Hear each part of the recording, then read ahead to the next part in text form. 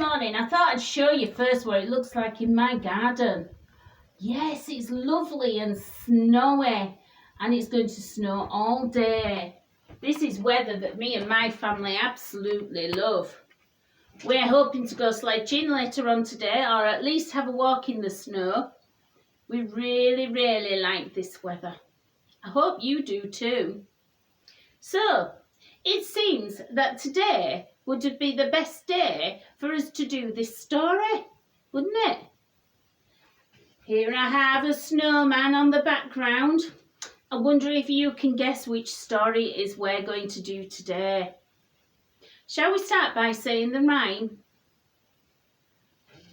Boys and girls, it's story time. Boys and girls, it's story time.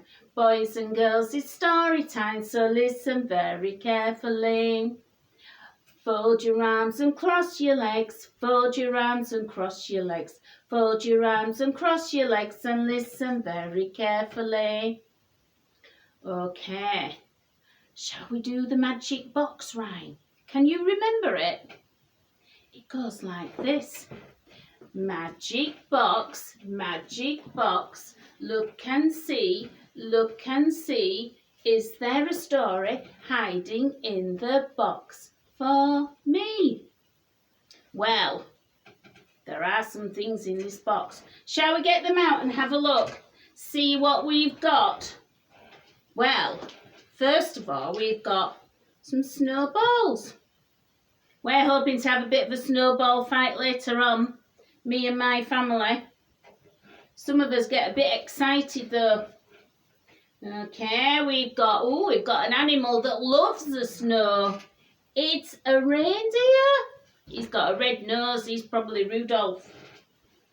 And we've got a lovely furry polar bear. He loves the snow. That's where he lives, in the snowy plains. And we've got another animal who loves the snow. It's Penguin. There we go. He loves the snow, and he's got his hat and his scarf on just in case it gets a bit too chilly for him. So we've got a snowman. Put him there. Okay. Bunch up, everybody. And now we've got a famous snowman now. We've got Olaf. Say hello, Olaf. Hello. There we go. Sit him at the back with his big carrot nose sticking out. Everybody loves Olaf, don't they? Have we got a storybook though? Let's have a look, shall we? We have got a storybook. It is the Snowman. Okay, I'll put my glasses on and then I'll be able to see the words to tell the story then, won't I? Okay, so here we have the story of the Snowman. I don't know whether you've watched this on the television over the Christmas period. It's something that I like to do. So, let's have the story. The snow fell all night long. When James woke up, he couldn't believe his eyes. He leapt out of bed and rushed to the window. Outside, the world had turned a brilliant, glistening white. Quickly, he tugged on his clothes and he ran downstairs. "Don't forget to put your boots on," Mum said.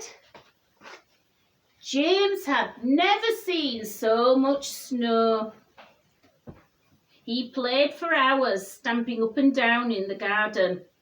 Then he started to roll a snowball, and it got bigger and bigger and bigger, and soon it was so big that it gave James a brilliant idea. Carefully, he built the body, and then he rolled ahead. He decided to make a snowman. James ran inside and found a tangerine for its nose, and 2 pieces of coal for its eyes, and an old green hat and a matching scarf. Last of all, James gave his snowman a great big smile. He was perfect. Time for dinner, Dad called. All evening James sat by the window so that he could gaze at his wonderful snowman. He would have stayed there all night, but soon it was time for bed. As he brushed his teeth, James took one last look at his snowman. He snuggled down in bed. Oh, I hope he's still there in the morning, he thought, and he drifted off to sleep. In the middle of the night, James woke up and he remembered his snowman, and he crept downstairs and he looked out at his snowman. And then the most magical thing happened. The snowman came to life. James shook the snowman's hand. Come in, he said, and I'll show you around. In here, he whispered James, opening the front room. The snowman loved the Christmas tree, but he thought that the fire was a bit too hot. So James took him to the fridge to cool down. They later explored the rest of the house and even tiptoed into Mum and Dad's bedroom and tried on Dad's clothes. Oh! Perhaps we'd better go back outside, said James. When they reached the garden, the snowman grabbed James's hand and started to run. Faster and faster and faster they ran until they were flying. Whoa, through the night sky, in the flakes, and from all around, they were joined by flying snowmen. Together they flew over the city and out to sea, and on and on and on until at last they landed at the North Pole.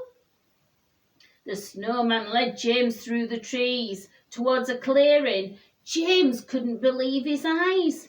A large circle of snowmen were gathered, and in the middle there was Father Christmas.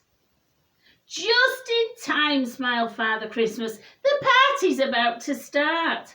And what a party it was. James and the snowman danced all night. As the first rays of sunlight appeared over the hills, Father Christmas handed James a parcel. For me, James gasped. It was a soft blue scarf, beautifully decorated with snowmen. Oh, thank you, cried James. They gave Father Christmas a big hug, and then it was time to go. James and the snowman soared into the air and flew towards home. When they arrived, it was early morning, and time for James to go back to bed. James didn't want to leave his friend, but he knew it was time to say goodbye. With one last look at the snowman, James went inside and upstairs to bed. Happy and exhausted, he fell asleep. In the morning, James's first thought was of the snowman. He jumped out of bed and raced down the stairs past Mum and Dad and out of the door and into the garden.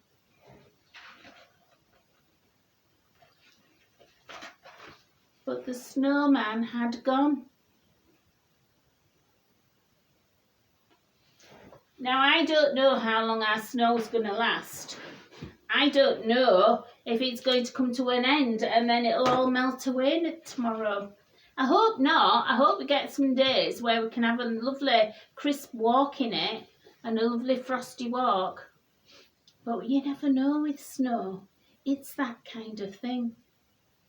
I'm going to get off now and say goodbye to you, and I'll be along with another story shortly. Goodbye.